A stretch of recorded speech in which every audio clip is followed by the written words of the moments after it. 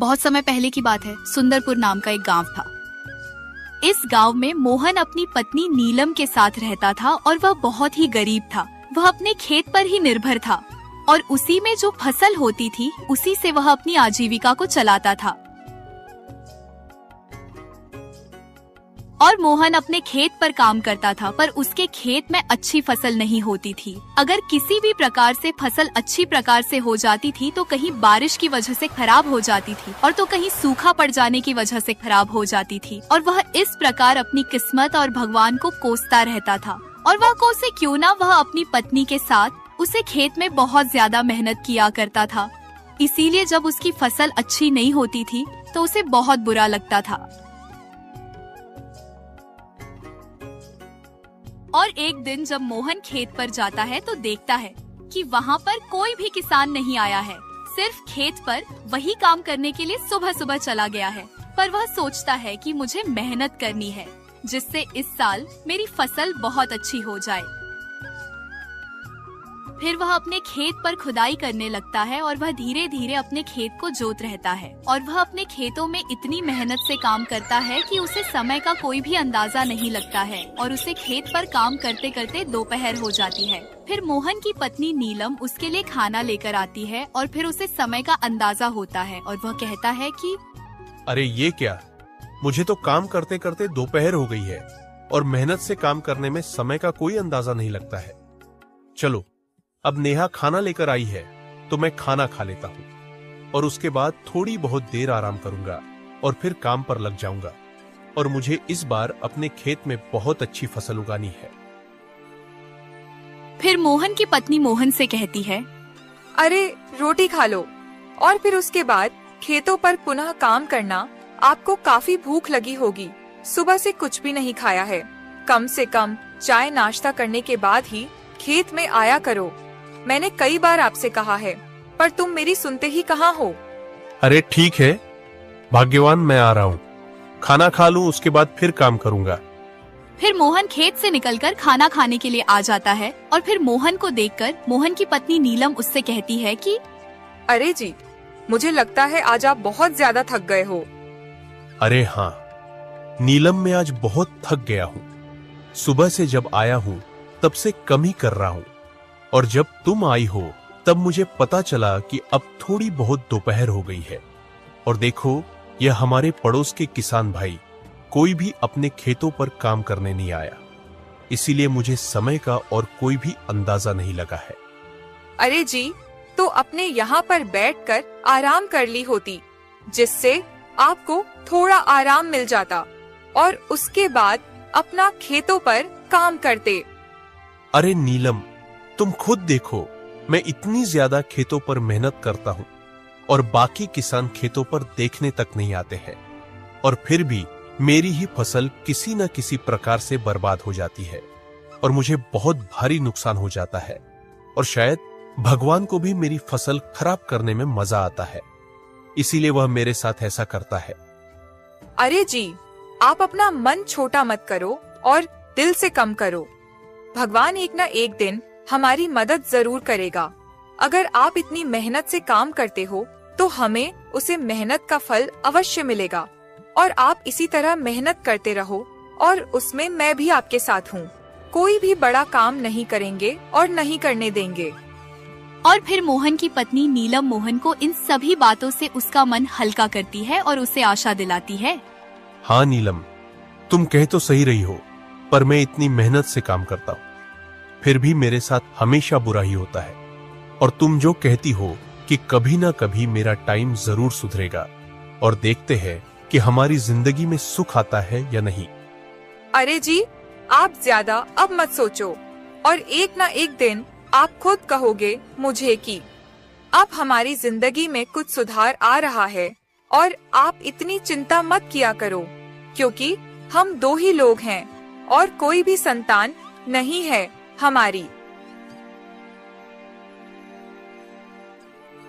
और फिर नीलम मोहन को खाना खिलाने के बाद अपने घर के लिए चली जाती है और मोहन अपने खेत पर फिर से काम करने लगता है। तभी उसके पास वाले खेत का मालिक हीरा उसके पास आता है और उससे कहता है कि अरे राम राम मोहन भाई, लगता है आप आज बहुत सुबह ही काम पर चले आए हो और लगता है तुमने आज ही सारा काम कर डाला है। अरे कम से कम जब खेत पर आया करो मुझे भी बता दिया करो।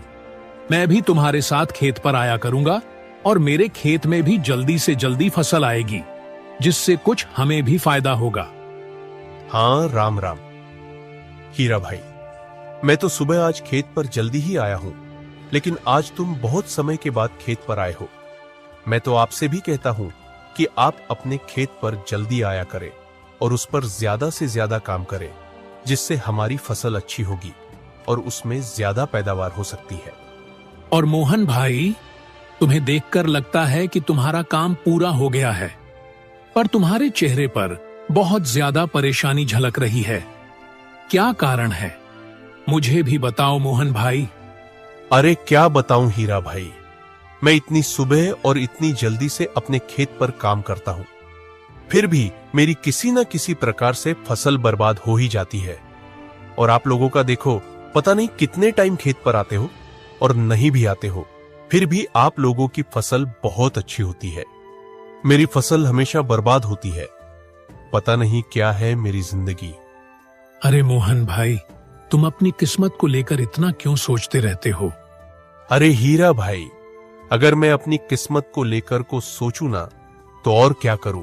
मेरी फसल कभी बाढ़ की वजह से खराब हो जाती है, तो कहीं सूखे की वजह से बताओ मैं क्या करूं।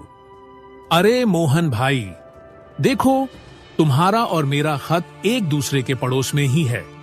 इसका मतलब अगर कोई बीमारी तुम्हारे खेत में होगी तो वह मेरे खेत में भी होगी। पर मैं तो इस फसल को लेकर इतना चिंतित नहीं रहता हूँ। और तुम खेती के अलावा कुछ और काम करते हो या नहीं करते हो?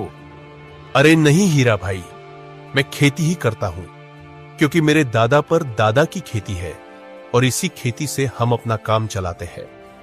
मेरे दादाजी ने इस खेती को मेरे पिताजी को दी और मेरे पिताजी ने मुझे दी है। अब मैं इस पीढ़ी के अनुसार अब इस खेत पर मैं काम कर रहा हूं और इस काम के अलावा मैं और कोई दूसरा काम नहीं करता हूं। अगर कोई अच्छा काम हो तो भाई मुझे भी बता दो, जिससे मैं भी उस काम को कर लूंगा और मुझे भी तुम्हारी तरह ज्यादा खेती के पीछे परेशानी नहीं झेलनी पड़ेगी। नहीं मोहन भाई, मैं तुम्हें इसके बारे में नहीं बताऊंगा, बल्कि तुम्हें करके दिखाऊंगा और तुम अपना काम कर लो और मैं अपना काम पूरा कर लूं। उसके बाद में तुम्हें मैं अपने साथ ले चलकर वह काम ही दिखाऊंगा। ठीक है? ठीक है हीरा भाई, जैसा तुम कहते हो मैं वैसा करता हूं। अगर तुम मुझे बताना नहीं चाहते हो और उसे दिखाना ही चाहते हो तो ठीक है, मैं भी काम कर लेता हूं। बस थोड़ा ही बचा है और आप भी अपना काम पूरा कर लो।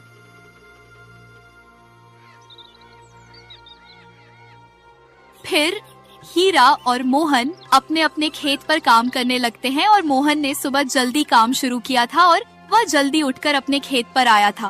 उसकी वजह से उसका काम जल्दी पूरा हो जाता है और वह हीरा के खेत के पास जाकर खड़ा हो जाता है और मन में कहता है कि अरे, मैं हीरा भाई का काम पूरा करवा दूं, जिससे उनका काम पूरा होने के बाद भी मुझे अपने साथ ले जाकर उसे काम को दिखाएंगे जो उन्होंने मुझे बताया था। फिर मोहन हीरा के खेत में काम करने लगता है और काम पूरा होने के बाद हीरा मोहन से कहता है, अरे तुम्हारा बहुत बहुत धन्यवाद मोहन भाई, तुमने मेरा काम बहुत जल्दी पूरा करवा दिया और तुम्हारे जैसा आदमी कोई नहीं होगा जो अपना काम करने के बाद भी दूसरों के बारे में भला सोचता है। अरे हीरा भाई, कैसी बातें कर रहे हो? इसमें धन्यवाद की क्या बात है? मैं तो आपकी मदद कर रहा हूं ना। और जब आप मुझे भाई रहते हो और उसके बाद धन्यवाद भी करते हो, यह अच्छी बात नहीं है। मैं तो एक सीधा साधा आदमी हूं और आपने मुझे भाई कहा है, तो भाई का तो फर्ज बनता है एक दूसरे भाई का काम करवाने में। अगर इतना नहीं कर सका तो फिर फायदा क्या है भाई कहलवाने में।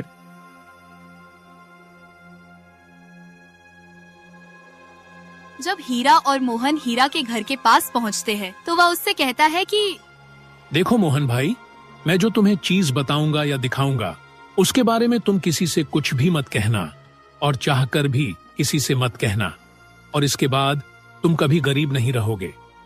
हीरा की ऐसी बातें करने के बाद मोहन को उसकी बातों में कुछ गड़बड़ होने का एहसास होता है और वह उसे कुछ गलत समझने की कोशिश करता है, क्योंकि अगर वह कुछ ऐसी चीज दिखता है जिसमें उसे कोई दिक्कत ना हो तो वह ऐसी बातें कभी ना करता। यह बातें मोहन सोच ही रहा था।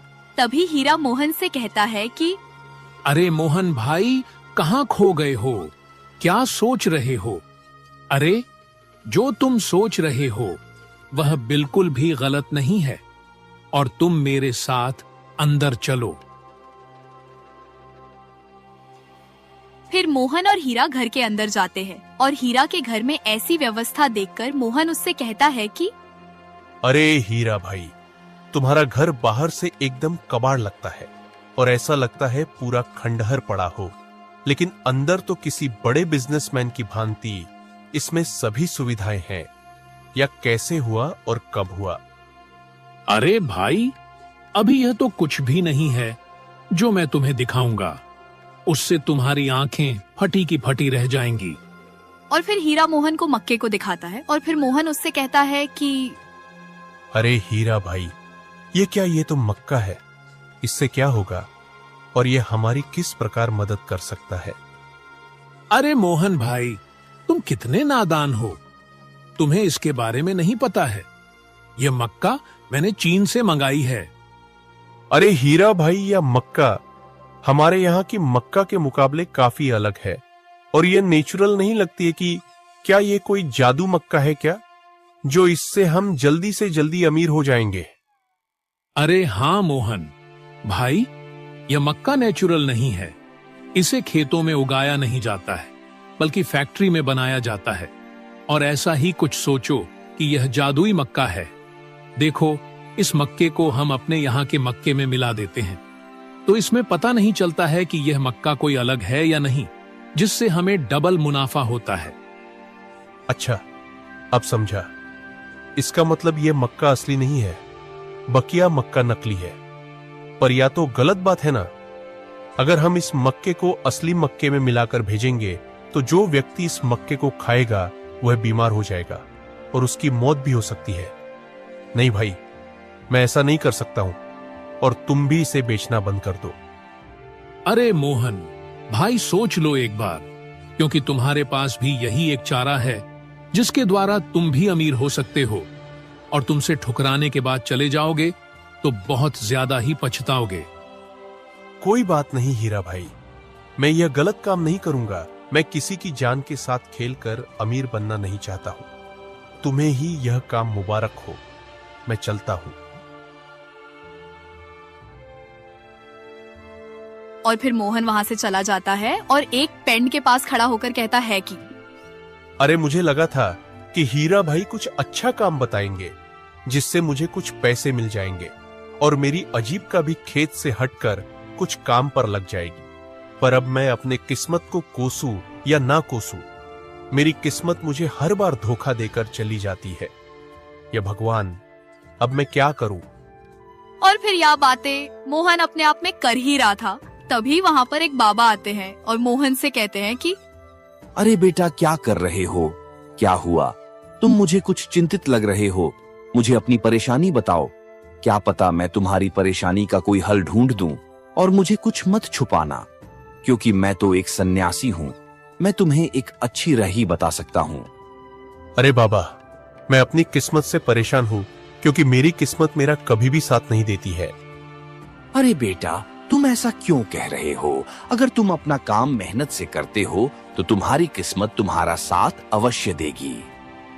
अरे नहीं बाबा, मैं मेहनत करने से कभी भी पीछे नहीं हटता हूँ।